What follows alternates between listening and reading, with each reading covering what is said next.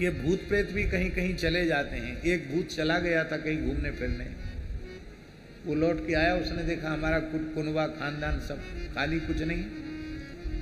उसको बड़ा दुख हुआ, बोले सब भूत कहाँ चले गए, हजारों की संख्या में भूत थे, सब कहाँ गए भूत प्रेत।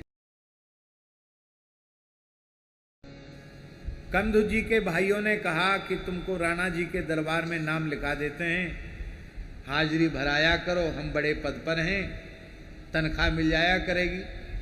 बोले हम तो राम जी के नौकर हैं, उन्हीं की हाजिरी भरते हैं, हम किसी राजा महाराजा के नौकर नहीं हैं। बोले फिर खाते तो यहाँ हो, तो बोले कोई किसी को खिलाता नहीं, सबको राम जी खिलाते हैं। तो बोले फिर राम जी का दिया हुआ खाना यहाँ मत खाओ। नहीं खाएंगे, आप लोगों को ये अहंकार है, हम खिलाते हैं तो नहीं खाएंगे, हम तो भगवत प्रसाद मान कर ले रहे थे, आपको अहंकार है कि हमारा अन्न है तो हम नहीं खाएंगे, तो यहां आओगे नहीं। बोले अब खाने के लिए आते थे, अब खाना बंद तो आना बंद।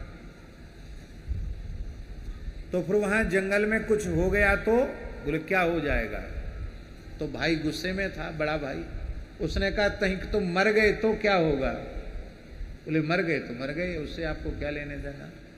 बोले आप तुम मर जाओगे तो तुमको जलाएगा कौन। ध्यान में ही बात, क्योंकि कंधु जी बाल ब्रह्मचारी थे, विवाह नहीं किया था उन्होंने, संसार में प्रवृत्ति नहीं, तो विवाह किस लिए करें। तो कंधु जी ने कहा कि आपको कौन जलाएगा, तो हमारे लड़के बच्चे हमको जलाएंगे। तो कंधु जी के नेत्र भराए, बोले हम जिन रघुनाथ जी के सेवक हैं, वे रघुनाथ जी हमारा संस्कार करेंगे, आप हमारी चिंता छोड़ दो। और सबको प्रणाम करके कंधु जी चले गए जंगल में, लौट के फिर कभी आए नहीं। अनन्य भाव से भजन करते करते उनका देह विसर्जन हो गया, शरीर पूरा हो गया। और बाबा जब शरीर पूरा हुआ तो नित्य साकेत में रघुनाथ जी के नेत्र सजल हो आए। हनुमान जी चरण सेवा में थे, हनुमान जी ने देखा मेरे प्रभु के नेत्रों में जल है। कहा भगवान आप अकस्मात सजल नेत्र क्यों हो गए। बोले जिसने अनन्य भाव से मेरा दृढ़ आश्रय लेकर निरंतर श्री राम नाम का जप किया, वह नामनिष्ठ संत कंधुज आज उसने देह का त्याग कर दिया। तो हमें अपने भक्त का वियोग हो रहा है, हम उसका संस्कार करने जाएंगे, क्योंकि भक्त की वाणी है ना कि हमको वही जलाएंगे। तो श्री हनुमान जी ने कहा कि प्रभु इस दास की ढिठाई क्षमा करें, आपने भक्तराज गृद्धराज जटायु का संस्कार अपने हाथ से किया है, पर हमने अब तक किसी भक्त का संस्कार नहीं किया है। आप जिस भक्त का स्मरण करके सजल हो रहे हैं, आपकी कृपा हो जाए, आपकी उपस्थिति में मैं उनका विधि पूर्वक संस्कार कर दूं तो बड़ी कृपा होगी। राम जी ने कहा तुम में हम में भेद नहीं है, तुम्हारे हाथ से किया गया संस्कार मेरा ही संस्कार है, जाओ संस्कार करो। महाराज जी हनुमान जी महाराज ने सारी धरती के तीर्थों का जल लाकर कंधु जी के शरीर को स्नान कराया। अचला लंगोटी कंठी तिलक सब धारण जैसे साधुओं में होता है सब किया, और वैदिक मंत्रोच्चार पूर्वक स्वयं हनुमान जी ने मुखाग्नि दी।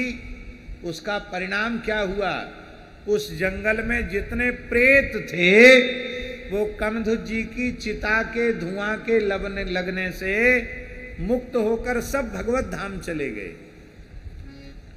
ये भूत प्रेत भी कहीं कहीं चले जाते हैं। एक भूत चला गया था कहीं घूमने फिरने, वो लौट के आया, उसने देखा हमारा कुनबा खानदान सब खाली, कुछ नहीं। उसको बड़ा दुख हुआ, बोले सब भूत कहाँ चले गए, हजारों की संख्या में भूत थे, सब कहाँ गए भूत प्रेत। तो एक सिद्ध महात्मा थे, उनसे पूछा बाबा कहाँ गए हमारे कुटुंब परिवार के लोग। बोले वो तो कंधु जी की चिता के धुआं के लगने से वैकुंठ के अधिकारी हो गए। अब तो वो बहुत रोया कि मुझे तो हजारों वर्ष तक इसी योनि में पड़े रहना पड़ेगा, मेरा उद्धार कैसे होगा। महाराज जी कंधु जी को पधारे हुए लंबा समय हो चुका था, उनकी भस्म को, अस्थि को हनुमान जी ने बटोर के गंगा जी में प्रवाहित कर दिया था। अब वहां कोई चिन्ह शेष नहीं था, पर स्थल था कि यहां कमधुज जी का संस्कार हुआ। उस स्थल पर कुछ कंडा लकड़ी करके धुआं कर दिया महात्मा ने, उस धुआं के लगने से वो प्रेत भी मुक्त हो गए। भैया कलि विशेष परचो प्रगट, आस्तिक हुए के चित धरो, उत्कर्ष सुनत संतन को अचरज को उजिन करो। और परीक्षित कितने भाग्यशाली हैं, धरती के समस्त ऋषि मुनि महात्मा एक स्थान पर एक साथ बैठकर यह निश्चय करके बैठे हैं कि जब तक परीक्षित को श्री कृष्ण के चरण कमल नहीं मिल जाते, नित्य गोलोक की प्राप्ति नहीं हो जाती, तब तक हम लोग यहां से उठेंगे नहीं। तो कहां तो एक महात्मा संकल्प करे, तुम्हारे लिए तो सब संत संकल्प कर रहे हैं।